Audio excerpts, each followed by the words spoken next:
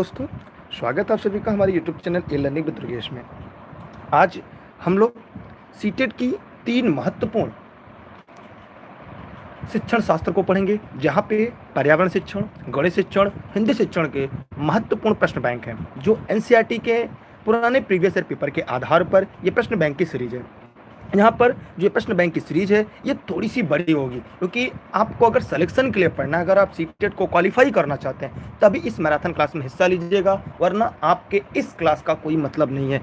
अगर आप सिलेक्शन चाहते हैं तो इस वीडियो के अंत तक बने रहिएगा। साथ ही साथ उससे भी बड़ी बात आपको ये जानना होगा, क्योंकि हम सभी प्रश्नों की विस्तृत व्याख्या करेंगे, क्योंकि आप बहुत सारे चैनल में पढ़े होंगे तो प्रश्न का केवल उत्तर बता के चलते हैं, लेकिन हम ये जानने का प्रयास करेंगे कि यह उत्तर ही क्यों सही हुआ। क्योंकि जब हम सीटेट के परीक्षा हॉल में बैठे होते हैं उस समय पेपर में जो प्रश्न आता है, फिर वो हमें ऐसा लगता है यार ये प्रश्न कहाँ से आ गया, या प्रश्न जो पूछा जा रहा है वह क्यों ऐसा है। इन सभी तथ्यों के लिए मैं जो आज प्रश्न बैंक की सीरीज शुरू कर रहा हूँ, इसका एकमात्र उद्देश्य है आपका सिलेक्शन। अगर आप ये चाहते हैं कि आप अंतिम रूप से चयनित हो, इस वीडियो के अंत तक बने रहिएगा। चलिए आगे बढ़ते हैं। पहला प्रश्न आपके सामने है ई लर्निंग विद दुर्गेश की तरफ से।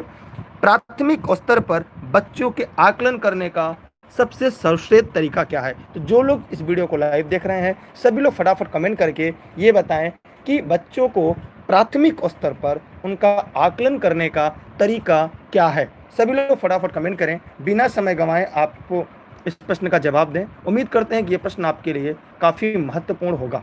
ठीक है, तो फटाफट सभी लोग कमेंट करें और अपना जवाब दें।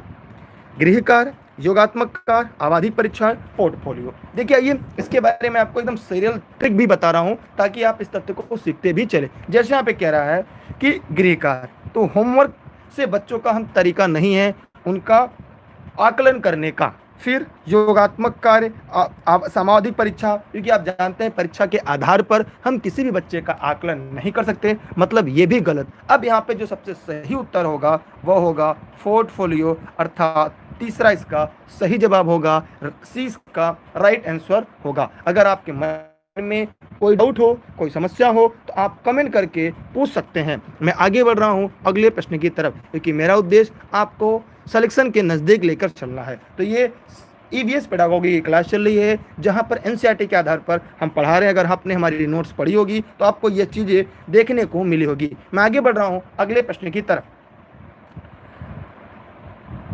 अगला प्रश्न है आपके बीच, शायद आपको दिखाई दे रहा होगा।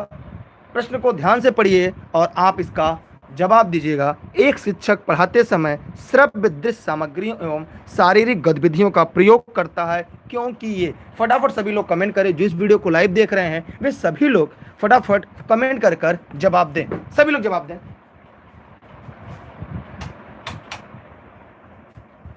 सभी लोग फटाफट कमेंट करें और कमेंट करके दिए गए प्रश्न का जवाब दें। सभी लोग फटाफट कमेंट करें। सभी लोग जो लोग वीडियो को लाइव देख रहे हैं और आपने अभी तक अगर वीडियो को लाइक नहीं किया तो लाइक करने के बाद सभी मित्रों को शेयर जरूर कर दीजिएगा, ताकि सभी तक की वीडियो की लिंक, ये क्लासेज पहुंच जाए। चलिए हम आगे बढ़ते हैं। यहाँ पे मैं एक एक करके आपको बताऊंगा कि आप इसमें से क्या प्रश्न का उत्तर क्या आपने बताया है। देखिए सभी तरह ज़्यादातर लोगों ने उत्तर सी और ए बताया है। आइए दोनों का देखते हैं। शिक्षार्थियों के दिशा परिवर्तन उपलब्ध कराते हैं। अब कह रहा है कि दृश्य शब्द सामग्री उन्हें दिशा परिवर्तन कराते हैं, ये तो गलत है। फिर कह रहा है प्रभावी आकलन को सुगम बनाते हैं, आराम उपलब्ध कराते हैं, माने ये भी सही गलत है। अब आपके सामने है ए और सी। ए और सी में सही क्या है अब यहाँ पे देखेंगे। अब यहाँ पे कह रहा है एक शिक्षक पढ़ाते समय, तो जब हम श्रव्य और दृश्य सामग्री का उपयोग करते हैं तब ये अधिकतम ज्ञानेंद्रियों का उपयोग होता है। इसलिए इस प्रश्न का जो सबसे उपयुक्त विकल्प होगा वह ए इसका राइट आंसर होगा। ए दिए गए प्रश्न का सही जवाब होगा। माने जितने लोग इस वीडियो को लाइव देख रहे हैं उन सभी को यह विदित होना चाहिए, यह ज्ञात होना चाहिए कि जब हम किसी भी बच्चों को हम जब दृश्य श्रव्य सामग्री देते हैं, चाहे कोई भी दृश्य श्रव्य सामग्री दें, वहां पर उसके ज्ञानेंद्रियों का अधिकतम प्रयोग होगा। मतलब यहां पर दिए गए प्रश्न का सबसे उपयुक्त विकल्प ए या फर्स्ट राइट आंसर है। मैं आगे बढ़ रहा हूं अगले प्रश्न के लिए, लेकिन आगे बढ़ने प्रश्न से पहले मैं आपको एक सूचना दे दूं कि आज 9:30 बजे से ई लर्निंग विद दुर्गेश पर खेलो पढ़ो और जीतो इनाम की सीरीज शुरू होने जा रही है, जिस सीरीज में प्रत्येक प्रश्न का जवाब देकर 100 रुपए का कूपन जीत सकते हैं, जिसका प्रयोग आप ऑनलाइन क्लास में कर सकते हैं। मैं आगे बढ़ रहा हूं अगले प्रश्न की तरफ। यह क्लासेस जौनपुर जनपद से ई लर्निंग विद दुर्गेश से संचालित की जाती है, जहां पे आपको ऑनलाइन क्लास नोट्स उपलब्ध हो जाएगा दिए गए नंबर पे। मैं आगे बढ़ रहा हूं अगले प्रश्न की तरफ। अगला प्रश्न आपके सामने शायद आपको दिखाई दे रहा होगा, ध्यान से देखिएगा। ये पूरी तरह एनसीईआरटी पैटर्न है और एनसीईआरटी पैटर्न पर ही हमें सिलेक्शन मिलेगा। यहाँ पे कह रहा है कि अलावा निम्नलिखित पर्यावरण अध्ययन पढ़ाने की विधियां हैं। सभी लोग फटाफट कमेंट करेंगे और कमेंट करके दिए गए प्रश्न का जवाब देंगे। जी हाँ, जो लोग इस वीडियो को लाइव देख रहे हैं सभी लोग फटाफट कमेंट करें और कमेंट करके दिए गए प्रश्न का सही और राइट आंसर दें कि क्या होगा। सभी लोग फटाफट कमेंट करें। निम्नलिखित पर्यावरण अध्ययन को पढ़ाने की विधियां हैं, मतलब क्या रहा है के अलावा मतलब कौन सा नहीं है, माने कौन सा नहीं है। माने यहां पर आपको यह बताना है कि निम्नलिखित में से पर्यावरण पढ़ाने की कौन सी विधि नहीं है, यह आपको बताना के अलावा। प्रश्न की भाषा समझिए, अगर आपको सीटेट में सिलेक्शन लेना है, अगर सीटेट को अच्छे अंकों से उत्तीर्ण करना है तो आपको प्रश्न की भाषा समझनी पड़ेगी। इसीलिए मैं जब भी आपको पढ़ाता हूं, अगर आप चाहते इस क्लास में बने रहना तो कि अभी तक आपने लाइक नहीं किया है तो वीडियो को अगर आप लाइक करने के बाद अपने सभी साथी मित्रों को शेयर कर देंगे तो मैं तीनों शिक्षणों को पढ़ा दूंगा, जहां पे पर्यावरण शिक्षण, गणित शिक्षण और हिंदी शिक्षण की क्लास होगी। अगर आपकी संख्या कम रहेगी हम क्लास को जल्दी बंद करेंगे, इससे स्पष्ट होगा आप सभी की दिलचस्पी नहीं है। कह रहा है देखिए सहयोगात्मक अधिगम। देखिए मैंने आपको पढ़ाया है कि एक शिक्षण विधि है जिसका नाम है भ्रमण शिक्षण विधि। तो जब हम भ्रमण शिक्षण विधि का प्रयोग करते हैं तो उस भ्रमण शिक्षण विधि में आपको एक बात समझने और जानने को यह मिलता है कि जो भ्रमण शिक्षण विधियां होती हैं उसमें बच्चे सहयोगात्मक गुणों को सीखते हैं, जैसे मॉनिटर हुआ, कक्षा नायक, निर्देशित खोज। जब निर्देशित खोज होता है तो ये भी बच्चे क्या करते हैं, उसमें एक तरफ बारीकी होकर खोजते हैं, समस्या समाधान, व्याख्यानों द्वारा स्पष्ट। ये क्या है, ये उच्च कक्षाओं के लिए, किसके लिए, उच्च कक्षाओं के लिए है। यहाँ पे क्या है, उच्च कक्षाओं के लिए है, मतलब यहाँ पर यही गलत है और जो गलत है वही सही है। माने जितने लोगों ने यहाँ पर दिए गए प्रश्न का उत्तर सी बताया था उन सभी के जवाब पूरी तरह से सही है, माने सी वाले राइट आंसर हैं। ठीक, मैं आगे बढ़ रहा हूं अगले प्रश्न की तरफ। मैं उम्मीद करता हूं इससे बाहर आपका प्रश्न नहीं आएगा। जो लोग लाइव आ रहे हैं वो वीडियो को लाइक करते हुए शेयर जरूर कर दें। मैं आगे बढ़ रहा हूं अगले प्रश्न की तरफ। अगला प्रश्न आपकी तरफ शायद आपको दिखाई दे रहा है। प्रश्न कह रहा है कि के अलावा, प्रश्न की भाषा समझिएगा, के अलावा बच्चे के विकास को आकार देने वाले वातावरणीय कारकों में निम्नलिखित सभी शामिल है। के अलावा माने कौन सा नहीं है, कौन सा नहीं, माने चार विकल्प में से कौन सा नहीं है जो बच्चों के विकास को आकार देने वाले वातावरणीय कारकों में सभी शामिल है। फटाफट जवाब दीजिएगा, आपके पास 15 सेकंड का समय है। 15 सेकंड में आपको प्रश्न का जवाब देना है। फटाफट वीडियो को लाइक, बताएं कौन से विकल्प में ताला लगाया जाए, बताइए सभी लोग, बताइए सभी लोग। यार देखिए आप कमेंट करके जवाब जरूर दिया करिए, गलत ही हो लेकिन जवाब जरूर दीजिएगा। गलत या सही जवाब देना सीखिए, क्योंकि जब तक आप अभिव्यक्ति नहीं रख पाएंगे तब तक पढ़ना और पढ़ाना दोनों बेकार है हमारे लिए, आपके लिए। यहां पर देखिएगा कुछ कह रहे शिक्षा की गुणवत्ता। देखिए शिक्षा की गुणवत्ता जो होती है वो वातावरणीय प्रकाश पे प्रभाव डालती है, मानेंगे सही है। पौष्टिक की गुणवत्ता, आपने देखा होगा मिड डे मील की योजना चलाई जाती है, मिड डे मील, MDM, किसकी, MDM की, मिड डे मिल भोजन योजना चलाई जाती है। संस्कृतियों, कल्चर, ये सभी आपके एनसीईआरटी में है। लेकिन शारीरिक गठन जो है यह क्या होता है, यह इससे इतर है। यहां पर आपको जानना चाहिए जो गलत है वही सही है, क्योंकि प्रश्न की भाषा क्या रहा है, के अलावा। तो यहां पर दिए गए प्रश्न का जो उपयुक्त विकल्प होगा वह सी होगा। तीसरा इसका राइट आंसर होगा, माने जो गलत है वही सही है, क्योंकि यह प्रश्न में कह रहा है के अलावा, माने किसके अलावा बच्चे के विकास को आकार देने वाले वातावरणीय कारकों में निम्नलिखित सभी शामिल है। तो फटाफट सभी लोग कमेंट करके बताएं।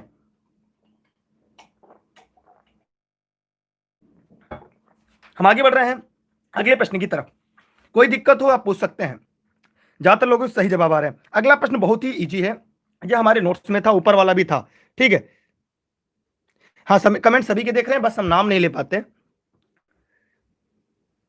यहां पर हमने देखा कि कक्षा में एक प्रभावी शिक्षण अधिगम प्रक्रिया है जब शिक्षक बच्चों के ज्ञान को पढ़ाई जाने वाली नई संकल्पना के साथ जोड़ने में सहायता करता है। जो लोग इस वीडियो को लाइव देख रहे हैं सभी लोग फटाफट कमेंट करेंगे, कमेंट करके दिए गए प्रश्न का जवाब देंगे। इसके पार्श्व में निहित उद्देश्य को बढ़ावा देता है। सभी लोग फटाफट कमेंट करें। यह सीटेट है और सीटेट की भाषा सबसे महत्वपूर्ण होती है, इसलिए मैं कहता हूं आप इस वीडियो में जुड़े हैं तो सबसे पहले वीडियो को शेयर करिएगा। जी हाँ, शेयर जरूर करिएगा। लाइक करने के बाद सभी साथी मित्रों को पहुंचाइएगा, व्हाट्सएप स्टेटस डालिएगा।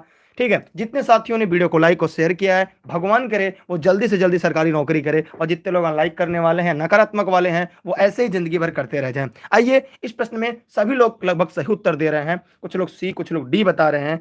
शिक्षार्थी स्वायत्तता बढ़ा रहे हैं, ये नहीं।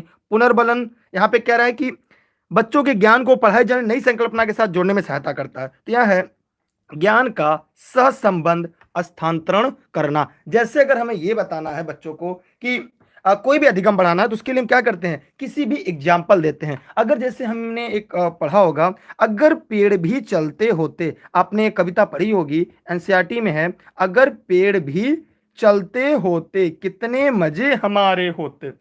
इसका उद्देश्य है ज्ञान का सहसंबंध यो स्थानांतरण करना। माने अगर हम चलते हैं तो कहीं भी जा सकते हैं, पेड़ नहीं चल पाता, अगर पेड़ भी चलते होते, हम उनके ज्ञान का सहसंबंध यो स्थानांतरण करते हैं, एक दूसरे के साथ जोड़कर हम नई संकल्पना के साथ उनका सहायता करते हैं। इसलिए इस प्रश्न का जो जवाब होगा, ठीक है, यहां पर क्या होगा, तो यहां पर क्या होगा, दिए गए प्रश्न का उत्तर सी राइट आंसर होगा। सी इसका सही जवाब होगा। ठीक है, किसी को डाउट हो तो आप पूछ सकते हैं, कोई समस्या आ रही हो तो आप बेहिचक पूछ सकते हैं। ठीक है, मैं आगे बढ़ रहा हूं अगले प्रश्न की तरफ। ठीक है, कोई दिक्कत किसी को? चलिए, अगला प्रश्न है आपके लिए, शायद आपको दिखाई दे रहा होगा। रोहन के विद्यालय में एक विज्ञान प्रदर्शनी का आयोजन किया गया था। रोहन के विद्यालय में एक प्रदर्शनी का आयोजन किया गया था। इसका आयोजन का एक उद्देश्य के साथ किया गया था। आपके विचार से कौन सा उद्देश्य सर्वाधिक उपयुक्त है? सभी लोग फटाफट कमेंट करें, एकदम हलवा है। ठीक है, एकदम हलवा प्रश्न है, सभी लोग फटाफट कमेंट करें और कमेंट करके दिए गए प्रश्न का जवाब दें। जो लोग इस वीडियो को लाइव देख रहे हैं, सभी लोग जरा फटाफट कमेंट करें और जवाब दें, इस दिए गए प्रश्न का सबसे उपयुक्त विकल्प क्या होगा। भाई, विज्ञान प्रदर्शनी मेला क्यों लगाया जाता है? यहां पे देखिए 4 विकल्प हैं, आप लोग अपने जवाब दे दीजिए। सभी के जवाब लगभग सही आ रहे हैं, ज्यादातर लोग डी और सी उत्तर आ रहा है। देखिए, विद्यालय का नाम प्रसिद्ध करने के लिए, जी नहीं, इसका कोई उद्देश्य नहीं, कोई शिक्षण विधियां इससे कोई सरोकार नहीं है। फिर अभिभावक संतुष्ट करना, ये भी नहीं है। विभिन्न व्यवसायों को प्रशिक्षित करना, ये भी नहीं है। विद्यार्थियों के सृजनात्मक माध्यम उपलब्ध कराना, जी हाँ। यहां पर क्या है, दिए गए प्रश्न का सबसे उपयुक्त विकल्प जो है वो डी है। जैसे आजकल हम देखते हैं विद्यालय में जब प्रदर्शनी का आयोजन करते हैं, विज्ञान मेला लगाते हैं, जैसे प्रदूषण को लेकर होता है, ध्वनि प्रदूषण, वायु प्रदूषण, बिजली चक्र, वर्षा ज्यादा, तो बच्चे क्या करते हैं, अपने सृजनात्मकता के माध्यम से वहां पे उपलब्ध कराते हैं। ठीक है, इसको मैंने एक दो एग्जांपल और देके मैंने पढ़ाए थे, और एनसीईआरटी में है। और आपने अगर एनसीएफ की नोट्स मेरी पढ़ी होगी, अगर जो पेड क्लास में नोट्स आपको मिला होगा, तो वहां से आपने ये पढ़ा होगा, तो आपका भी ये कॉन्सेप्ट यहाँ पे क्लियर होगा। मैं आगे बढ़ रहा हूं अगले प्रश्न की तरफ। ठीक है, हाँ, जिनका सही उनको धन्यवाद। ठीक है, आगे बढ़ अगले प्रश्न की तरफ। एक छोटा सा प्रश्न है, ये एनसीईआरटी का प्रश्न है और आपको हमारे नोट्स में भी ये मिल चुका होगा। यहां पे कह रहा है, कांसा ब्रांड के विषय में जिसका उपयोग गोलकोंडा के किले में मिली तोप में किया गया था, सही कथन बताइए। सभी लोग फटाफट कमेंट करिए, कमेंट करके बताएं। जो लोग इस वीडियो को लाइव देख रहे हैं, सभी लोग फटाफट कमेंट करें और कमेंट करके दिए गए प्रश्न का जवाब दें। सभी लोग वीडियो को ज्यादा से ज्यादा लोगों तक पहुंचाएं, शेयर कर दें। ठीक है, विद्या माई कसम में सभी लोग वीडियो को फटाफट शेयर कर दें। देखिए, जो अनलाइक करने वाले जिंदगी भर वही करते रहते हैं कि उनका वो काम है, वो कभी सफलता के राह पे जा ही नहीं सकते ना, क्योंकि उनके अंदर नकारात्मक आ जाती है, और वो जिंदगी भर यही करते रहते हैं। और अच्छे बच्चे जो हमेशा अच्छा काम करते रहते हैं और हमेशा आगे बढ़ते रहते हैं, उसमें से आप भी एक हैं। देखिए, एकदम हलवा प्रश्न है, यहाँ पे परीक्षा में कई बार प्रश्न आ चुका है। इसका उत्तर होगा कांसा, तांबा तथा टीन की ये मिश्र धातु होती है। यह एनसीईआरटी का है, अगर आपने एनसीईआरटी पढ़ी होगी तो यह प्रश्न आप हल कर लेंगे। ठीक है, ये कांसे का प्रयोग बर्तन तथा मूर्तियों के निर्माण में किया जाता है। मतलब यहाँ पर दिए गए प्रश्न का जो सबसे सही और उपयुक्त विकल्प होगा वह पहला इसका सही उत्तर होगा, बाकी से कोई मतलब नहीं है। ठीक, आगे बढ़ रहा हूं।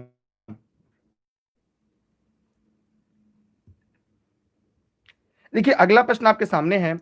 प्रयोग और प्रयोगात्मक कार्य करते हुए श्यामा का निष्पादन कक्षा में सर्वश्रेष्ठ होता है उसे बहुत सृजनात्मक शिक्षार्थियों माना जाता है, इसलिए वह के द्वारा संकल्पनाओं को सीखती है। तो सभी लोग फटाफट कमेंट करके जवाब दें। और देखिए ऑनलाइन क्लास के लिए आप लोग 6306344367 पर व्हाट्सएप करके online class notes video lecture संबंधी जानकारी ले सकते हैं। शिक्षक भर्ती, junior super TET, junior TET, C TET, और हाँ याद रखिएगा टेलीग्राम पर अन्य क्लास की लिंक आपको मिलेगी जहां पे आपको दुर्गेश सर सर्च करके ई लर्निंग विद दुर्गेश पर जुड़ना है और ऑनलाइन क्लास पे सभी वीडियो लेक्चर यहाँ से आप प्राप्त कर सकते हैं। अब यहाँ पे आपको बहुत ही आसान तरीके से आप चाहें तो बता लें, प्रयोग और प्रयोगात्मक कार्य करते समय श्यामा का निष्पादन कक्षा में सर्वश्रेष्ठ होता है, उसे बहुत सृजनात्मकता शिक्षार्थी माना जाता है क्योंकि वह क्या करती है, अनुकरण माने दोहराना, मॉडलिंग माने अभिसारी चिंतन या अपसारी चिंतन। आप लोग फटाफट बताइएगा।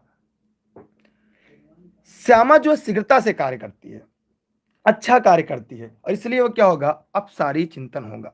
क्या होगा, अपसारी चिंतन होगा। सभी लोग ये जवाब दे रहे हैं, बहुत ही अच्छा लग रहा है। ईश्वर करे आप लोग दिन दुना रात चौगुना आगे बढ़ते रहें, क्योंकि किसी का भी प्रश्न का जवाब गलत नहीं हो रहा है, सभी प्रश्न के जवाब सही दे रहे हैं। ये बहुत ही अच्छी बात और बड़ी बात है, बहुत ही अच्छी, मतलब मुझे खुद को अच्छा लग रहा है। भगवान करे आप लोग आगे बढ़ते रहें, और रेस के घोड़े रेस में अच्छे लगते हैं, खेत में नहीं। ठीक है, यहाँ पे इसका उत्तर क्या होगा, अपसारी चिंतन इसका सही जवाब है। मैं आगे बढ़ रहा हूं अगले प्रश्न की तरफ। ये भी आपको मेरे नोट्स में मिलेगा, और अगर आपने एनसीईआरटी पढ़ा होगा तो मिल चुका होगा। अलबरूनी किस देश से आया था? सभी लोग फटाफट कमेंट करेंगे और कमेंट करके जवाब दीजिए। सभी लोग फटाफट बताएं। विद्या माइक कसम है, सभी लोग वीडियो को लाइक और शेयर जरूर कर दें। ठीक है, अगर आप शिक्षण पढ़ रहे हैं, पेडागोगी क्लास पढ़ रहे हैं, तो बच्चों की तरह बच्चे बनना सीखिए। बताइए अलबरूनी किस देश से आया था? जो लोग इस वीडियो को लाइव देख रहे हैं सभी लोग फटाफट कमेंट करें और कमेंट करके दिए गए प्रश्न का जवाब दें। जो लोग इस वीडियो को लाइव देख रहे हैं सभी लोग फटाफट कमेंट करें। देखिए अलबरूनी जो था, अगर यहां पे देखें, अलबरूनी जो था वो भारत और श्रीलंका की यात्रा पर आया था। ये कब आया था? ये 1017 से 20 के बीच आया था। कहां से आया था? सभी लोग फटाफट कमेंट करके बताएं। तो वह ठीक, तब यहां पर क्या होता है, उज्बेकिस्तान होता है। क्या होगा, उज्बेकिस्तान होगा। इसका क्या होगा, उज्बेक। अब महमूद गजनवी अनेक अभियानों के साथ आया था। किसके साथ आया था? महमूद गजनवी। लिख लीजिएगा, किसके साथ आया था? महमूद गजनवी। महमूद गजनवी के साथ आया था, और इसे भारतीय इतिहास का पहला जानकार कहा जाता है। इसने तहकीक हिंद, किताबुल हिंद, अलबरूनी की सर्वाधिक जो लोकप्रिय पुस्तक थी वो किताबुल हिंद थी। लिख लीजिएगा, किताबुल हिंद लिख लीजिए, नहीं तो आप कहेंगे सर ये सीटेट में प्रश्न आ जाएगा और आप कर उल हिंद। ठीक, ये इसकी प्रसिद्ध है तहकीक हिंद। उसने तत्कालीन भारत का जो वर्णन किया है वह तहकीक हिंद नामक पुस्तक में किया है। ठीक है, तो सभी लोग फटाफट कमेंट करें, वीडियो को ज्यादा ज्यादा लोगों तक पहुंचाएं, ज्यादा ज्यादा लोगों तक शेयर करें। ठीक, क्योंकि आप लोग की संख्या इतनी कम रहती है कि पढ़ाने का कोई इरादा नहीं होता। ठीक, कितना मेहनत से पढ़ाई, लेकिन आप लोग सपोर्ट नहीं कर सकते। तो मैं आगे बढ़ रहा हूं अगले प्रश्न की तरफ, अगर बड़ा होगा तो फिर चलिए। अब हम लोग पढ़ने जा रहे हैं मैथ। तो कितने लोग ऐसे हैं जो चाहते हैं कि मैथ पेडागोगी की सीरीज हम आपको पढ़ाएं? तो सभी लोग फटाफट कमेंट करके बताएं कि आप लोग इस वीडियो को शेयर करना चाहेंगे या नहीं, क्योंकि अब हम लोग पढ़ेंगे गणित शिक्षण, और गणित शिक्षण के माध्यम से हम लोग ये जानने का प्रयास करेंगे कि परीक्षाओं में कैसे प्रश्न आते हैं और कैसे हमें तथ्यों को हल करना होता है। इसी के आधार पर हम तथ्यों को भी हल करेंगे और नई चीजों को सीखने का भी प्रयास करेंगे। तो जो लोग इस वीडियो को लाइव देख रहे हैं सभी लोग फटाफट कमेंट करें और करके बताएं, क्योंकि यहाँ पर पेडागोगी के साथ साथ हम कुछ गणित के प्रश्न को भी लेकर आएंगे, क्योंकि प्राय आप लोग कहते थे सर प्रश्न की सीरीज को भी पढ़ाएं। ठीक है, चलिए तो वीडियो को लाइक और शेयर जरूर कर दीजिएगा। यहाँ पर देखिए पहला प्रश्न आपके सामने है, और आज प्रश्नों की सीरीज के साथ काफी महत्वपूर्ण चीजें सीखने को मिलेंगी। कह रहा है कि किसी वर्ग का परिमाप 24 सेमी है और किसी आयत की लंबाई 8 सेमी है। यदि वर्ग और आयत के परिमाप आपस में बराबर हो तो आयत का क्षेत्रफल क्या होगा? बहुत ही आसान प्रश्न है, इसको पहले हल करना होगा। इसे हम 3 टर्म में हल करेंगे, तो आप लोग साथ देंगे हम, तो हम इसे 3 टर्म में हल कर सकते हैं। पहला हम जानते हैं वर्ग का क्षेत्रफल कैसे निकालते हैं। आइए एक एक करके हम इसे हल करके लगाने का प्रयास करेंगे। जो लोग वीडियो को लाइव देख रहे हैं कॉपी कलम लेकर बैठ जाए। देखिए वर्ग का परिमाप क्या होता है, ए गुणे 4, बराबर आयत का परिमाप क्या है? आयत का परिमाप होता है 2 इंटू ए, मतलब लेंथ इंटू ब्रीथ कर देते, रुकिए, लेंथ प्लस ब्रीथ, क्योंकि हम यहाँ पे एक बात साफ कह रहा है, किसी वर्ग का परिमाप और चौड़ाई, चौड़ाई जो है वो 4 सेमी, क्षेत्रफल पूछ रहा है तो एरिया पूछ रहा है, एरिया पूछ रहा है तो लेंथ इंटू ब्रीथ माने 4, 8 गुणे 4 माने 32 सेमी स्क्वायर, माने यहाँ पर क्या होगा, तीसरा इसका राइट आंसर होगा, तीसरा यहाँ पर सही जवाब होगा।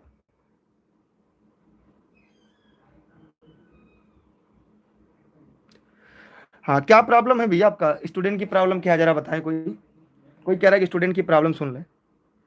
मनीषा जी बताइए क्या प्रॉब्लम है आपकी? जिसको नोटिफिकेशन नहीं होता टेलीग्राम पे दुर्गेश सर सर्च करके ई लर्निंग विद दुर्गेश से जुड़ जाए, आपको वहां पे सभी क्लास की नोटिफिकेशन मिल जाएगी। ठीक है, देखिए यहाँ पे मैं एक बार इसको दोबारा समझाने का प्रयास करूंगा। हमें जानते हैं, बाहर निकाल दीजिए।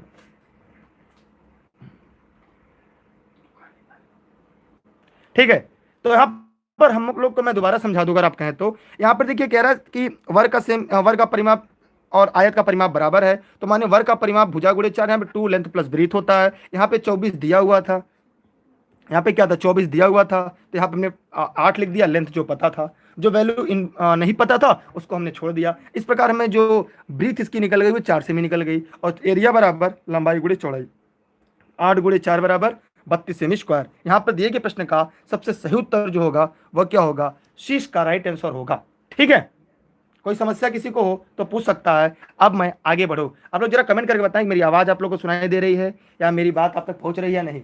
जरा फटाफट सभी लोग कमेंट करें और जवाब दें। ठीक है, चलिए हम आगे बढ़ रहे हैं अगले प्रश्न की तरफ।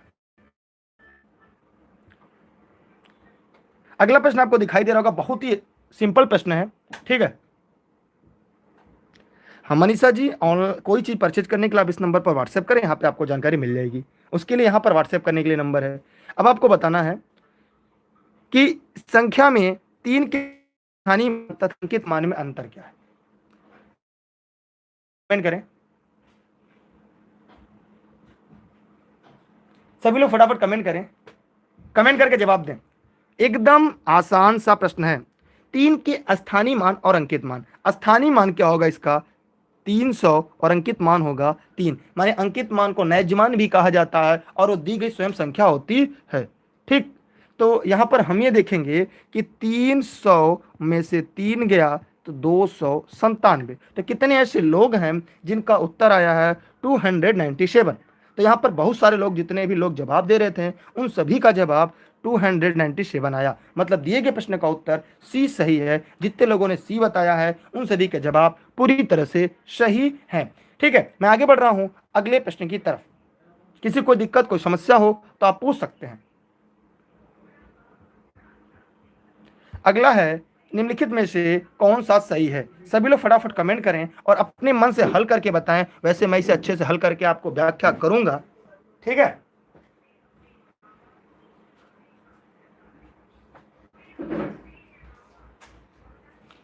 बताइए सभी लोग फटाफट कमेंट करके, जो लोग वीडियो को लाइव देख रहे हैं। एकदम हलवा प्रश्न है। चलिए यहाँ पर देखिए क्या करिए, सभी को एक यूनिट बदल दीजिए। क्या करिएगा, सभी को हम एक यूनिट बदलते हैं। पहले ये देखेंगे कौन सा सही नहीं है। यहाँ पे पूछा नहीं है, माने 3 सही है और 1 नहीं है, तो बताइए कौन सा सही नहीं है। सभी लोग फटाफट कमेंट करिए और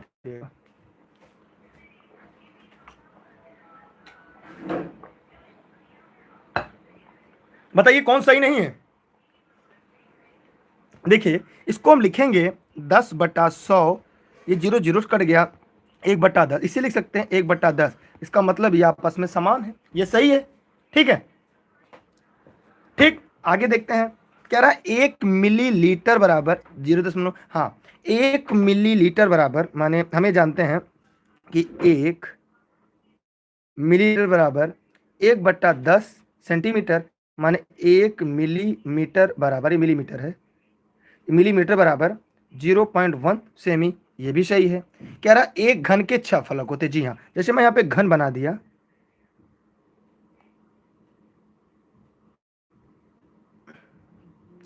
एक मिनट रुकिएगा, यहाँ पे एक घन अगर हमने बना दिया तो यहाँ पर इसके कितने 6 फलक होते हैं, कितने 6, ये भी है। इसका मतलब यही आपका बचा। कह रहा है इतने किलोग्राम में क्या इतना ग्राम होता है। आइए यहाँ पे चेक कर लेते हैं, इनमें हम 1000 का गुणा करेंगे तो 56.7 में अगर हम 1000 का गुणा करेंगे तो कितना हो जाएगा, 56 के बाद 1 2 3 0 इतना होगा, तो ये हो जाएगा 56,700 ग्राम होना चाहिए। यहाँ पे ये गलत, यही गलत है, और जो गलत है वही सही है। मतलब यहाँ पे विकल्प ए वाले जितने लोगों ने दिए गए प्रश्न का उत्तर ए बताया था उन सभी के जवाब सही, क्योंकि यहाँ पे पूछा कौन सही नहीं है, माने जो गलत है वही सही है। तो गलत वाला ही यहाँ पर क्या है, सही है। मैं आगे बढ़ रहा हूँ अगले प्रश्न की तरफ। यहाँ तक किसी के मन में कोई डाउट हो, कोई समस्या हो तो पूछ सकता है, ठीक है। चलिए, एक छोटा सा प्रश्न है कि अगर संख्या को 9 से भाग दें तो शेषफल क्या होगा। जो लोग इस वीडियो को लाइव देख रहे हैं सभी लोग फटाफट कमेंट करें और कमेंट करके दिए गए प्रश्न का जवाब दें। जो लोग भी इस वीडियो को लाइव देख रहे हैं सभी लोग फटाफट कमेंट करें, बताइए सभी लोग फटाफट कमेंट करके क्या होगा, दिए गए प्रश्न का सही विकल्प क्या होगा आपके हिसाब से। इसका एक सिंपल तरीका है, 9 7 16 और 16 7 23 होता है। या तो इसको हम क्या करते हैं, यहाँ पे क्या हो जाएगा और क्या हो जाएगा, 9 7 16 23, 23 को जब हम 9 से भाग देंगे तो 5 शेष बचेगा। इसका उत्तर क्या होगा, 5। इनका योग करने के बाद 9 से भाग कर दिए, या यहाँ पे 9 से डिवाइड कर दीजिए, फिर देखिए क्या बचता है। या तो एकदम आसान तरीका, इसका योग क्या होगा, 9 7 16 7 23 इसका योग आ रहा है और 23 को 9 से भाग दीजिएगा, कितना बचेगा, इसका मतलब शेष क्या होगा यहाँ पे 5, इसका राइट आंसर होगा। क्लियर। आगे बढ़ रहा हूं मैं अगले प्रश्न की तरफ, ठीक है। एकदम हलवा प्रश्न है, बिना पेन कलम क्या बता सकते हैं। 9 7 16 7 23, 8 दूना 9 दूना 18, 5 बचेगा। मैं आगे बढ़ रहा हूं अगले प्रश्न की तरफ।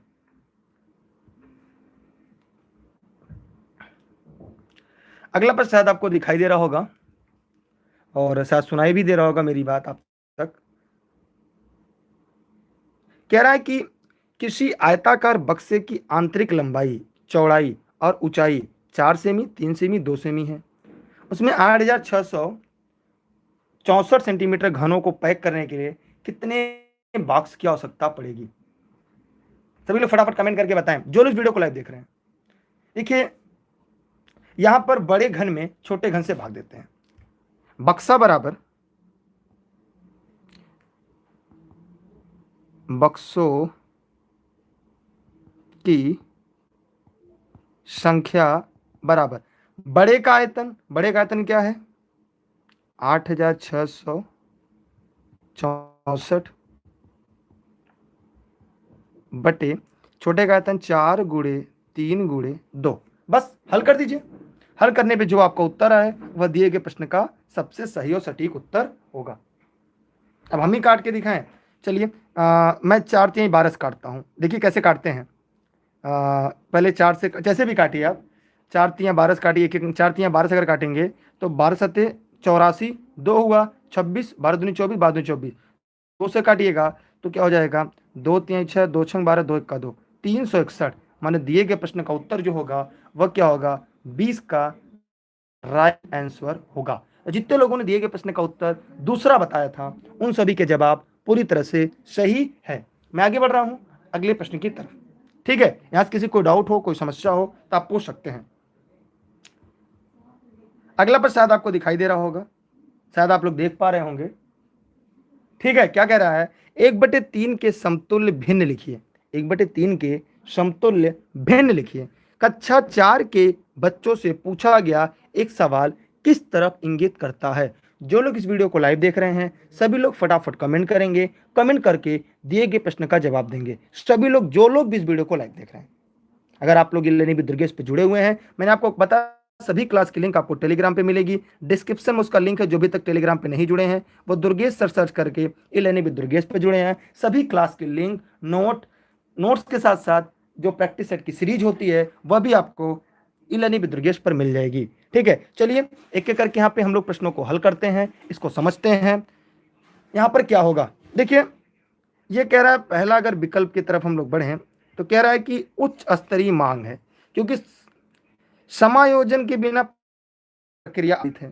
कह रहा है 1/3 के समतुल्य भिन्न लिखिए। तो समतुल्य भिन्न क्या होता है, ये उच्च स्तरीय नहीं होता। 1/3 का मतलब जैसे 1/3 है तो गुणे दो कर देंगे तो क्या हो जाएगा 2/6, फिर गुणे 3 कर देंगे 3/9, फिर 4/12। तो ये उच्च स्तरीय प्रक्रिया नहीं है, तो उच्च स्तरीय दोनों नहीं होगा। अब ये कह रहा है केवल रटने पर आधारित है, निम्न स्तरीय की भी कह रहा है रटने पर, जी नहीं, रटने पर भी नहीं है। इसलिए इस प्रश्न का जो उपयुक्त विकल्प होगा वो ए हो जाएगा। ये एक निम्न स्तरीय मांग कार्य है, क्योंकि इसमें केवल प्रक्रमणकारी कौशलों की आवश्यकता होती है। मतलब यहाँ पर जो प्रश्न दिया गया है उसका जो सबसे सही विकल्प होगा वह क्या होगा, ए इसका राइट आंसर होगा, ए इस प्रश्न का सही जवाब होगा। यहाँ तक अगर आपके मन में कोई दिक्कत, कोई समस्या हो तो कमेंट करके आप हमसे पूछ सकते हैं। ठीक है, मैं आगे बढ़ रहा हूँ अगले प्रश्न की तरफ। कोई डाउट यहाँ से आप पूछते हैं, सभी लोग जो लोग वीडियो को लाइव देख रहे हैं, कोई डाउट नहीं है? ठीक है, मैं आगे बढ़ रहा हूँ अगले प्रश्न की तरफ। अगला प्रश्न हमने है कि एक शिक्षक, शिक्षार्थी माने बालक, दशमलव संख्याओं की तुलना में त्रुटि करता है। क्या करता है? त्रुटि करता है। उदाहरण के लिए में से 5 बड़ा है, इस त्रुटि का सर्वाधिक संभावित कारण क्या हो सकता है? सभी लोग फटाफट कमेंट करें और कमेंट करके जवाब दें। जैसे मैं एक प्रश्न लिखूं, जैसे यहाँ पे मैंने लिख दिया कि ये 0.6 है और ये 0.600 है, ये यक्स है और ये वाई है, इसमें बड़ा कौन है? जरा फटाफट कमेंट करके बताएं, निम्नलिखित में से बड़ा कौन है? बताइए फटाफट कमेंट करके, इसमें बड़ा कौन है? ये क्लास प्रतिदिन 7 बजे ई लर्निंग विद दुर्गेश पर लाइव चलती है। बताइए आप लोग, इसमें कौन सा बड़ा है? तो आप ये पाते हैं ये दोनों आपस में बराबर है। ये क्या है? यह दोनों आपस में बराबर है। और जब इस तरह के सवाल पूछे जाएंगे तो क्या होगा, कक्षा में इस प्रकार के सवालों का अभाव है? जी नहीं। संख्या रेखा पर दशमलव संख्या के निरूपण से मूर्त अनुभव का अभाव होगा? जी नहीं। शिक्षार्थियों द्वारा लापरवाही बरतना नहीं।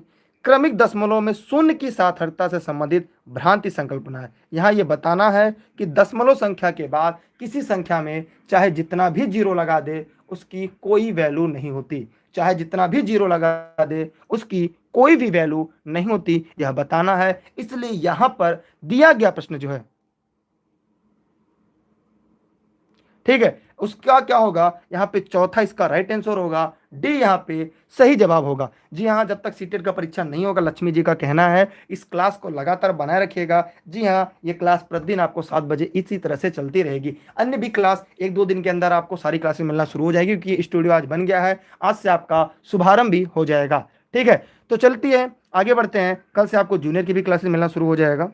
यहाँ पर एक प्रश्न आपके सामने शायद आपको दिखाई दे रहा होगा, एक शिक्षक शिक्षार्थियों को दैनिक जीवन में गणित का अनुप्रयोग विषय के साथ गणितीय जनरल जिसे पत्रिका तैयार करने के लिए बढ़ावा देता है। यह गतिविधि है। फटाफट सभी लोग कमेंट करें और कमेंट करके जवाब दें। जो लोग भी इस वीडियो को लाइव देख रहे हैं सभी लोग फटाफट कमेंट करके दिए गए प्रश्न का सटीक जवाब दें। सभी लोग फटाफट कमेंट करें और कमेंट करके दिए गए प्रश्न का जवाब दें। क्या होगा इसमें, आपके आधार पर क्या होगा? वैसे तो मैं इस तथ्य को पूरा व्याख्या करके बताऊंगा। बताइए सभी लोग, जो लोग वीडियो को लाइव देख रहे हैं सभी लोग फटाफट कमेंट करें और कमेंट करके जवाब दें। देखिए, एक शिक्षक शिक्षार्थियों को दैनिक जीवन में गणित का अनुप्रयोग विषय के साथ गणितीय जनरल तैयार करने के लिए बढ़ावा देता है। यह गतिविधि है। यह गतिविधि कैसी? यह शिक्षार्थियों को गणितीय संकल्पना का परीक्षा करना है? जी नहीं, परीक्षा करना उद्देश्य ही नहीं होगा। फिर कह रहा है अपने ज्ञान और समझ को साझा करने के लिए बच्चों को अवसर उपलब्ध कराना, यह सही हो सकता है। फिर कह रहा है गणित के समझ में शिक्षार्थियों की सहायता करना, यह भी सही हो सकता है। कह रहा है कि गणितीय संकल्पनाओं और उनके अनुप्रयोग के संबंध बैठाने और अपने ज्ञान तथा विचारों को साझा करने में शिक्षार्थियों की सहायता करना। माने चौथे विकल्प में दूसरा और तीसरा को इंक्लूड कर दिया गया है। इसलिए यहाँ पर इस प्रश्न का सबसे उपयुक्त विकल्प होगा वह क्या होगा, डी या चौथा राइट आंसर होगा। क्या होगा यहाँ पे? चौथा इसका राइट आंसर होगा, डी इसका सही जवाब होगा। ठीक है, यहाँ पर जितने लोग को समझ में आ गया ठीक है, नहीं समझ में आया है तो आप से अदर पूछ सकते हैं। और अगर अभी तक ने वीडियो को लाइक नहीं किया तो लाइक करने के बाद सभी साथियों को शेयर जरूर करिएगा। यह वीडियो हमारे यूट्यूब चैनल इलर्निंग विद दुर्गेश और फेसबुक पेज इलर्निंग विद दुर्गेश पर लाइव चलती है। मैं आगे बढ़ रहा हूं अगले प्रश्न की तरफ। अगला प्रश्न आपको दिख रहा होगा, वान हिले, यह सीटेट का कई बार पूछा प्रश्न है। वान हिले के ज्यामिति विचार के स्तर के अनुसार 5 स्तर है: चासूसीकरण, विश्लेषण, अनौपचारिक निगमन, औपचारिक निगमन और दृढ़ता। ये कक्षा 3 के एक बच्चों को छांटने के लिए बहुभुज दिया गया है, वह कहां पर है? सभी लोग जरा फटाफट कमेंट करिएगा, कमेंट करके बताइएगा। बहुत ही आसान प्रश्न है। और ऑनलाइन क्लास के लिए आप लोग 6306344367 पर व्हाट्सएप करके इलर्निंग विद दुर्गेश पर online class, notes, video lecture आदि के संबंध में भी जानकारी ले सकता है। ठीक है, और टेलीग्राम पे आप लोग दुर्गेश सर सर्च करके ई लर्निंग विद दुर्गेश पर लाइव जुड़ सकते हैं। ठीक है, डेली क्लास की लिंक आपको टेलीग्राम पे मिलेगी, इसलिए दुर्गेश सर सर्च करके या डिस्क्रिप्शन में लिंक होगी, वहां से जुड़ सकते हैं। चलिए यहां पे हम लोग ध्यान देते हैं, यह भुजाओं की संख्या के आधार पर बहुभुजों को वर्गीकरण करता है। यह बच्चा वेन हिले के विचार के किस स्तर पर है? अगर मैं यहाँ पे कह दूं कि इसमें से जितने भी बहुभुज हैं उसको छांटिए, तो बहुभुज छांटने के लिए सबसे पहले क्या करेंगे? आप इसे देखेंगे, क्या करेंगे? देख कर छांटने का काम करेंगे, देख कर छांटने का काम करेंगे। और देख कर जो छांटने का काम करेंगे वह क्या आएगा? चासूसीकरण माने देखना, माने नयन से, आंख से, चक्षु से देखना, माने चक्षु से देख कर अगर आप ये काम करते हैं तो क्या होगा? चासूसीकरण होगा। ठीक है, इसलिए इस प्रश्न का जो विकल्प होगा ए इसका राइट आंसर होगा। पेड क्लास में हम वान हिले चैप्टर को कल या परसों पढ़ाएंगे, मतलब 1-2 दिन में, तो वहां पर हम सभी तत्वों को, उसके जो चरण है पांचों, इन पांचों स्तर को मैं पूरी तरह से व्याख्या कर दूंगा। बच्चा उसको देखेगा, फिर उसको समझेगा, फिर ये समझेगा ये सही है, फिर उसको बनाएगा, फिर क्या करेगा? उसको दृढ़ विश्वास करेगा, यह इस तरह से होगा। यह है 5 स्तर में कहानी के माध्यम से ये पांचों स्तर पढ़ा दूंगा। यकीन करिएगा वान हिले से कभी गलत नहीं होगा। और आप लोग इलर्निंग विद दुर्गेश के पेड क्लास में जुड़ने के लिए इस नंबर पर व्हाट्सएप करके जुड़ सकते हैं। इसके बाद जो अगली क्लास होगी वो 8:30 बजे सीडीपी की क्लास होगी इलर्निंग विद दुर्गेश पर लाइव, और 9:30 बजे जीएस की सीरीज होगी। वहां पर आप प्रश्न के जवाब देकर पैसे प्राप्त कर सकते हैं, और उस प्रश्न का पैसे का यूज आप हमारे कोर्स को खरीदने में यूज कर सकते हैं। 9:30 बजे प्रश्न का जवाब देकर आप कर सकते हैं। ठीक है, मैं आगे बढ़ रहा हूं अगले प्रश्न की तरफ। हाँ देखिए, ऑनलाइन क्लास में आपको ऑनलाइन क्लास में, पेड क्लास में आपको पीडीएफ नोट्स मिलेगी, घर बैठे आप नोट्स प्राप्त कर सकते हैं। हाँ, वान हिले को कल्पना जी मैं जल्दी समझा दूंगा, क्योंकि यहाँ पे समझाने कोई मतलब नहीं, क्योंकि पेड क्लास में जो लोग जुड़े हैं उनको भी तो कुछ लाभ मिलना चाहिए। देखिए यहाँ पर एक छोटा सा प्रश्न है, और आप थोड़ा सा दिमाग लगाएंगे इस प्रश्न को हल कर लेंगे। प्रश्न क्या कह रहा है?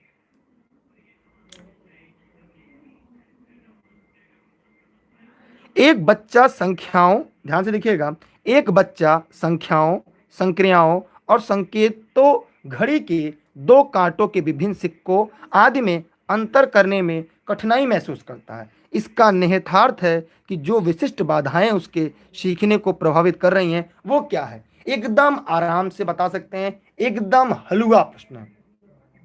सभी लोग फटाफट बताइएगा। बच्चा है, क्रिया क्या होता है? गणितीय संख्या में होता है जोड़, घटाना, गुणा, भाग। और संकेत घड़ी के 2 कांटों के विभिन्न सिक्कों में अंतर करने में कठिनाई महसूस करता है। वह विशिष्ट बाधाएं उसको सीखने में प्रभावित कर रही हैं, तो कौन सी बाधा है? सभी लोग फटाफट बताएं, बताइए सभी लोग, सभी लोग फटाफट कमेंट करें और दिए गए प्रश्न का जवाब दें। जो लोग इस वीडियो को लाइव देख रहे हैं, देखिए अगर आपको सभी क्लास पढ़नी है तो टेलीग्राम पे जुड़े रहिएगा। टेलीग्राम के बाहर आपको कहीं भी कोई भी नोटिफिकेशन नहीं मिलेगा। ठीक है, तो यहाँ पर आप बताइए क्या होगा। सभी लोग फटाफट कमेंट करके बताइए। जो लोग इस वीडियो को लाइव देख रहे हैं सभी लोग फटाफट कमेंट करिए, क्या होगा यहाँ पे?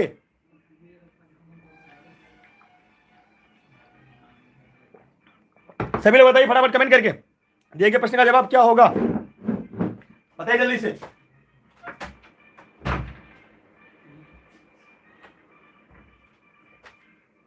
सभी लोग फटाफट कमेंट कर बताइए।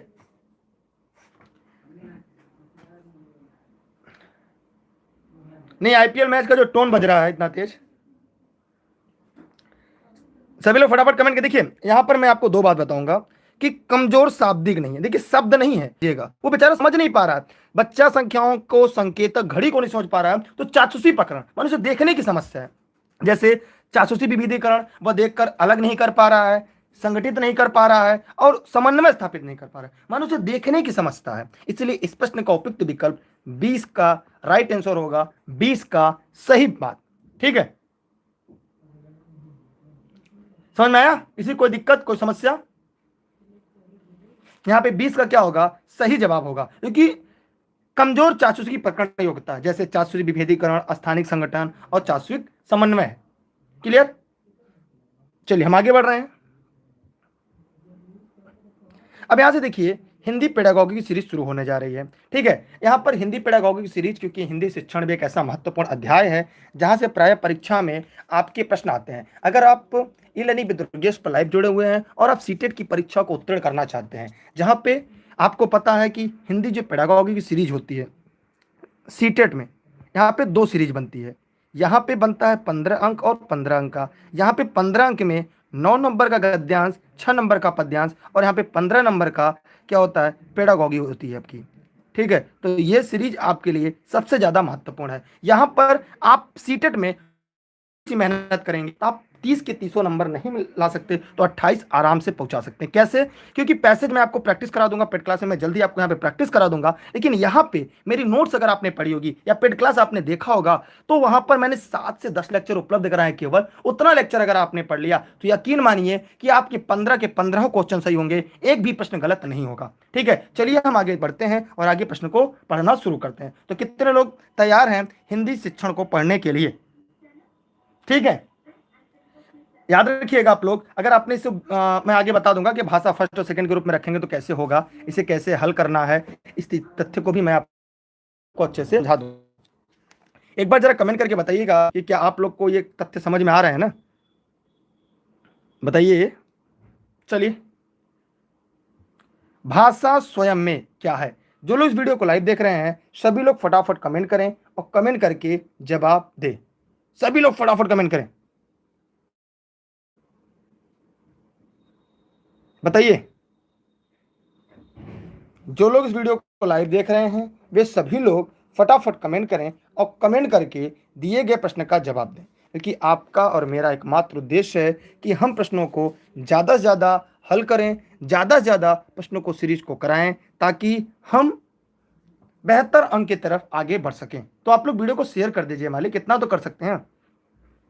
चलिए यहाँ पे हम लोग देखते हैं, बहुत सारे लोग का जवाब ए और बी आ रहा है।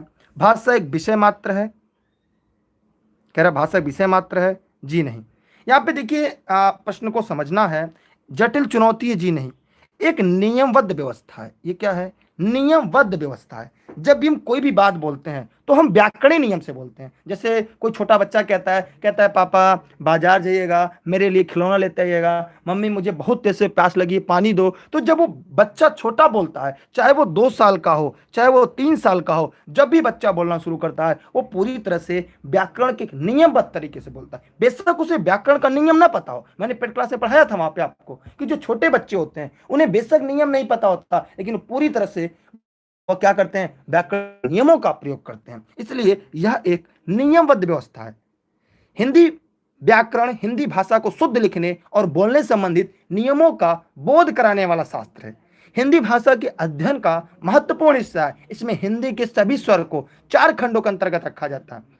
वर्ण विचार के अंतर्गत रखा जाता है, ध्वनि विचार, वर्ण तथा शब्दों के अंतर्गत विभिन्न पक्षों के नियमों का अध्ययन कराया जाता है। ठीक है, संप्रेषण में, जैसे यहाँ पे कह रहा है संप्रेषण में एक मात्र साधन है भैया, संप्रेषण में श्रव्य तथा दृश्य दोनों प्रकार के साधन का प्रयोग संप्रेषण की प्रक्रिया पूर्ण की जाती है। भाषा जटिल चुनौती न होकर भावों को अभिव्यक्त करती है, जटिल चुनौती न होकर यह भावों को अभिव्यक्त करने का काम करती है। भाषा विषय मात्र न होकर भाषा विज्ञान की दृष्टि से क्या है, विज्ञान की दृष्टि से भाषाओं का वह क्षेत्र है जहां संसार के सभ्य असभ्य मनुष्य को भाषाओं और बोलियों का अध्ययन किया जाता है। इसलिए इस प्रश्न का उत्तर जो होगा वह 20 का राइट आंसर होगा। दिए गए प्रश्न का 20 का सही जवाब होगा। तो जितने लोगों ने दिए गए प्रश्न का उत्तर बी बताया है उन सबके जवाब पूरी तरह से सही है। मैं आगे बढ़ रहा हूं अगले प्रश्न की तरफ। ठीक है, मैंने अन्य विकल्प को देखिए। अगला प्रश्न है कि भाषा का प्रयोग, सभी लोग फटाफट कमेंट करके बताएं इस प्रश्न का दिए गए उत्तर क्या होगा। और देखिए क्लास जौनपुर जनपद में टीडी कॉलेज गेट के पास अनुपम रेस्टोरेंट के बगल में चलती है जौनपुर जनपद से। और ऑनलाइन क्लास और नोट्स के लिए इस नंबर पर व्हाट्सएप करके 6306344361 व्हाट्सएप प्राप्त कर और यहाँ पर दिए गए नंबर पर, ये मेरा व्यक्तिगत नंबर है जिस पर आप व्हाट्सएप करके कोई जरूरी चीज के लिए आप बात कर सकते हैं। कॉल करने से बचा करिए, ऑनलाइन क्लास हो चाहे नोट्स, उसके लिए हमेशा आप व्हाट्सएप किया करिए या टेक्स्ट मैसेज किया करिए। देखिए भाषा का प्रयोग क्या होता है, केवल पाठ्य पुस्तक में होता है, ये तो गलत बात है। केवल परीक्षा में होता है, ये भी बात गलत है। क्या भाषा का प्रयोग केवल परीक्षा में, केवल अब जीवन के विभिन्न संदर्भों में होता है या मुद्रित सामग्री में? जी नहीं, जीवन के विभिन्न संदर्भ में भाषा का प्रयोग होता है। मतलब यहाँ पे आपने ये समझ लिया कि भाषा का जो प्रयोग होता है बालक के जन्म के कुछ दिन बाद ही परिवार में रहकर भाषा सीखने लगता है। भाषा के माध्यम से कोई व्यक्ति समाज के साथ आपसी तालमेल विकसित कर सकता है, अंतःक्रिया कर सकता है। मतलब यहाँ पर, ठीक है, तो यहां पर दिए गए प्रश्न का उत्तर क्या होगा? तीसरा इसका राइट आंसर होगा। तीसरा क्या होगा? इसका सही जवाब होगा। ठीक है, मैं आगे बढ़ रहा हूं अगले प्रश्न की तरफ। अगर अभी तक आपने वीडियो को लाइक नहीं किया तो लाइक करने के बाद अपने सभी साथी मित्रों को शेयर जरूर कर दीजिएगा। यह वीडियो हमारे Facebook page e-learning with Durgesh, YouTube channel e-learning with Durgesh पर है। इसके बाद 8:30 बजे से सीडीपी क्लास लाइव चलेगी। जी हाँ, सीडीपी की क्लास 8:30 से लाइव चलेगी। 9:30 बजे से जीएस की प्रश्न की सीरीज चलेगी जहाँ पे आप प्रश्नों का जवाब देकर पैसे कमा सकते हैं, जिसका प्रयोग आप हमारी कोर्स खरीदने में यूज कर सकते हैं। सभी लोग फटाफट बताइए, बच्चे अपने परिवेश से स्वयं भाषा अर्जित करते हैं, इसका एक निहितार्थ क्या है? सब फटाफट कमेंट करें और कमेंट करके बताएं। सभी लोग फटाफट कमेंट करें। जो लोग वीडियो को लाइव देख रहे हैं सभी लोग फटाफट कमेंट करेंगे, कमेंट करके बताएंगे। सभी लोग, ये क्लास प्रतिदिन 7 बजे से ई-लर्निंग विद दुर्गेश पर लाइव चलती है। 7 बजे से ई-लर्निंग विद दुर्गेश पर प्रतिदिन लाइव चलती है जहाँ पे पर्यावरण शिक्षण, गणित शिक्षण, फिर हिंदी शिक्षण के महत्वपूर्ण प्रश्न बैंक को हम लोग पढ़ते हैं, जिसका व्याख्या एनसीईआरटी के तथ्यों के आधार पर करते हैं। बताइए सभी लोग फटाफट कमेंट करके, यहाँ पर किसी कोई दिक्कत, कोई समस्या है? चलिए यहाँ पर हम देखते हैं, बच्चों को समृद्ध भाषिक परिवेश उपलब्ध कराया जाए। जी नहीं, ऐसा कुछ नहीं करना है। यहाँ पर निहितार्थ पूछा है ना, एक काम करिएगा, यहाँ पर एक लाइन में आप अगर जानेंगे तो इसका होगा बच्चों को अत्यंत सरल भाषा का परिवेश उपलब्ध कराया जाए। याद रखिएगा कि बच्चे अपने परिवेश से स्वयं भाषा अर्जित करते हैं, उसके लिए क्या करना होगा? बच्चों को अत्यंत सरल भाषा का प्रयोग, जो परिवेश है वह उपलब्ध कराना जाना चाहिए यहाँ पर। ठीक है, सी क्या होगा? इसका सही जवाब होगा। जैसे बच्चों के लिए कठिन शब्द बोलेंगे तो जब कठिन शब्दों का हम प्रयोग करते हैं तो बच्चा उच्चारण नहीं कर पाता, और जब उच्चारण नहीं कर पाएगा तो बच्चे अपने परिवेश में जो भाषा अर्जित करते हैं वो उतनी कठिन नहीं होती, वो हमेशा सरल भाषाओं का प्रयोग करते हैं जिससे इसका उच्चारण वो आसानी से कर सके। ठीक है, इसलिए इस प्रश्न का जो उपयुक्त विकल्प होगा, ठीक है, समझ में आया? यहां पर पूछा है, शायद आप लोग प्रश्न नहीं पढ़ते, इसका निहितार्थ क्या होगा? इतने लाइन का निहितार्थ क्या होगा? ठीक है, प्रश्न को ध्यान से पढ़ा करिए। एक क्यों नहीं होगा? पहले प्रश्न पढ़िएगा। यह नहीं पूछ रहा है कि बच्चों के लिए कैसा भाषाई चीज उपलब्ध कराना चाहिए, उसके लिए उन्हें बहुभाषिक अच्छा होगा, यहाँ इस बात का जिक्र नहीं कर रहा है। पहले प्रश्न को ध्यान से देखिए, प्रश्न क्या कह रहा है, इसका निहितार्थ पूछा है, इसलिए इस प्रश्न का उत्तर क्या होगा? सी इसका राइट आंसर होगा। देखिए यहां पर बच्चे अपने परिवेश में स्वयं भाषा अर्जित करते हैं, इसका एक निहितार्थ यह है कि बच्चों को समृद्ध भाषिक परिवेश उपलब्ध कराया जाए। कैसा? समृद्ध भाषिक परिवेश उनको उपलब्ध कराया जाए। यहां तक तो सही है, लेकिन यहां पर कह रहा है कि ब्लॉक क्यों ट्रेगार, भाषा मनुष्य की वागेंद्रियों उत्पन्न यादृच्छिक और रूढ़ ध्वनि प्रतीकों की ऐसी व्यवस्था है जिसके द्वारा एक भाषा समुदाय के सदस्य परस्पर विचारों को आदान प्रदान करते हैं। जब हम वातावरण के साथ समायोजन करने को, भाषा को आत्मसात करते हैं तो वह हमारा भाषा अर्जन कहलाता है। इसलिए ए भी यहाँ पर सही हो सकता है, ऐसा नहीं कि ए आपका गलत है। ठीक है, बुक में ए नहीं दिया होगा, किसी प्रैक्टिस सेट की सीरीज में आपको दिया होगा ए। ठीक है, अगर आप बुक पढ़ रहे हैं तो मुझे कोई दिक्कत नहीं है, मैं आपको जो बता रहा हूं वो एनसीईआरटी के आधार पर बता रहा हूं। ठीक है, आप प्रैक्टिस सेट की सीरीज पढ़ रहे होंगे, हो सकता है वहां पर ए दिया गया हो, लेकिन इसका जो निर्धार्थ होगा, बच्चों में अत्यंत सरल भाषा का प्रयोग उपलब्ध कराना चाहिए। लेकिन जब उपलब्ध कराया जाता है तो बच्चे क्या होते हैं, धीरे धीरे बहुभाषी हो जाते हैं, और पहले पे मातृभाषा होती है ना, क्या होती है, मातृभाषा, ठीक, बाद में वो बहुभाषा की तरफ बढ़ता है। ठीक है, मैं आगे बढ़ रहा हूं अगले प्रश्न की तरफ। हाँ, ए वाले भी अपना ए मान लें, ठीक है, बाकी आपकी इच्छा। भाषा, आपके पास कोई प्रैक्टिस सेट लेकर बैठे होंगे तो आपको वही देखकर बताएंगे। यहां पर है भाषा सीखने सिखाने का उद्देश्य है। सभी लोग फटाफट कमेंट करें, भाषा सीखने और सिखाने का उद्देश्य क्या है। सभी लोग फटाफट कमेंट करें, सभी लोग बताइए फटाफट कमेंट करके, जो लोग बता रहे हैं वीडियो को देख रहे हैं। देखिए बताइए क्या होगा, अपनी बात कहना सीखना, जी इसका उद्देश्य तो ये नहीं है केवल भाषा कहना सीखना, दूसरों की बात सीखना ये भी है। अपनी बात की पुष्टि के लिए तर्क देना, विभिन्न स्थितियों में भाषा का प्रभावी प्रयोग करना, यह इसका राइट आंसर होगा। विभिन्न स्थितियों में भाषा का प्रयोग करना माने दिए गए प्रश्न का जो उपयुक्त विकल्प होगा वो चौथा इसका राइट आंसर होगा। मैं बता दूं कि प्रारंभिक अवस्था को भाषा सीखने के लिए तैयारी की अवस्था कहा जाता है। इस अवस्था में बच्चे वास्तविक भाषा का विकास का कार्य प्रारंभ होता है। जैसे 8 माह तक 0 शब्द जानता है, 9 से 12 माह तक बच्चा 3 से 4 शब्द जान पाता है, ठीक है। फिर 1.5 वर्ष तक का बच्चा 10 से 12 शब्द, 2 वर्ष तक का बच्चा 272 शब्द, 2.5 वर्ष का बच्चा 450 शब्द, 3 वर्ष का बच्चा 1000 शब्द, 3.5 वर्ष का बच्चा 1250, 4 वर्ष का शब्द 4 वर्ष का जो बच्चा है 1600 शब्द, ठीक है। और 11 वर्ष तक में जाते थे 50,000 शब्द, 14 वर्ष तक जाते थे 80,000 शब्द, 16 वर्ष से आगे जाने के बाद वह 1 लाख से अधिक शब्द क्या करता है, भंडार कर पाता है, ठीक है। शब्द भंडार में वृद्धि होने पर ही बालक अपनी बात को कह भी सकता है, समझ भी सकता है और तर्क भी दे सकता है, ठीक है। मैं आगे बढ़ रहा हूं अगले प्रश्न की तरफ।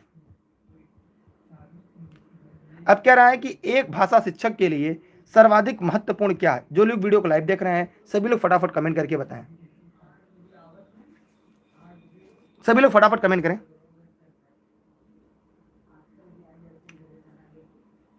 एक भाषा शिक्षक के लिए सर्वाधिक महत्वपूर्ण क्या है। पहली बात तो हाइपर होने का बात यह है कि पहली बात तो फैन बंद करके वीडियो पढ़ानी पड़ती है, गर्मी इतनी होती पूरे शरीर से पसीना टपकता है, ऊपर से कोई टिप्पणी करता है तो भी नकारात्मक, फ्री की क्लास मिल रही है ऊपर से जो है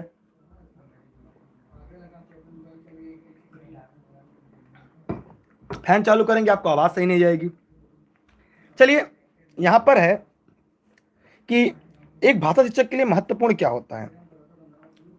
देखिए यहां पर है भाषा की पाठ्यपुस्तक जी नहीं, भाषा आकलन जी नहीं, त्रुटियों के लिए कठोर रवैया नहीं, और बच्चे गलती करके सीखते थर्ड। यहाँ पर क्या होगा, बच्चों को भाषा प्रयोग के अवसर उपलब्ध कराना, जितना ज्यादा अवसर उपलब्ध कराएंगे बच्चा क्या होगा उतना अधिक सीख पाएगा। मतलब यहाँ पर एक प्रश्न का जो उपयुक्त विकल्प होगा वह तीसरा या सी का राइट आंसर होगा। जितने लोगों ने दिए गए प्रश्न का उत्तर सी बताया है उन सबके प्रश्न के जवाब पूरी तरीके से सही हैं, माने सी वाले इसके राइट आंसर हैं।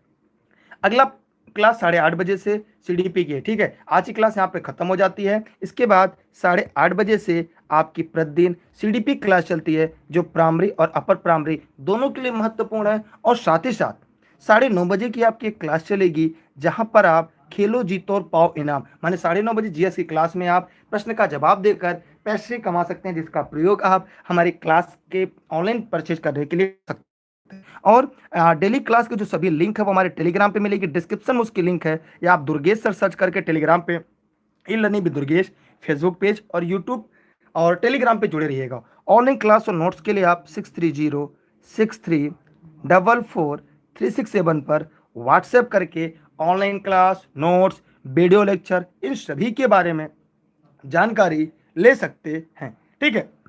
बहुत बहुत धन्यवाद आप सभी का और बेस्ट ऑफ लक।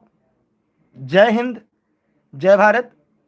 एक प्रश्न आ रहा है क्वेश्चन नंबर, देखिए मैं क्वेश्चन नंबर इसलिए टाइप नहीं करता कि कितना क्वेश्चन मुझे पढ़ाना है, कितना क्वेश्चन आपको पढ़ना है, कब किस क्वेश्चन को आगे बढ़ाना है, कब को नीचे, ठीक है। तो चलिए सभी लोग फटाफट वीडियो को शेयर कर दीजिएगा अगर अभी तक आपने शेयर नहीं किया है। और ई लर्निंग विद दुर्गेश में बहुत बहुत धन्यवाद आपका। जय हिंद, जय भारत, बाय बाय।